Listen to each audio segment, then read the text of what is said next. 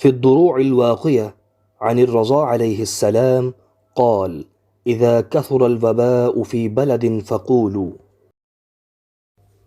بسم الله الرحمن الرحيم، لا حول ولا قوة إلا بالله العلي العظيم. ولا ينفع شيء إلا بإذن الله.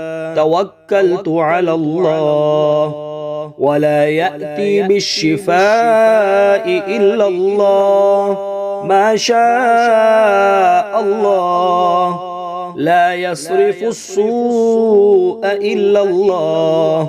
حسبي الله الذي خلقني فهو يهدين، والذي هو يطعمني ويسقين، وإذا مرضت فهو يشفين.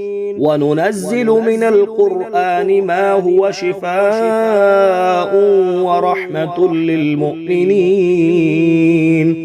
اللهم ارزقنا العافية، لا تفرق بيننا وبين العافية، يا خالق العافية، برحمتك يا أرحم الراحمين.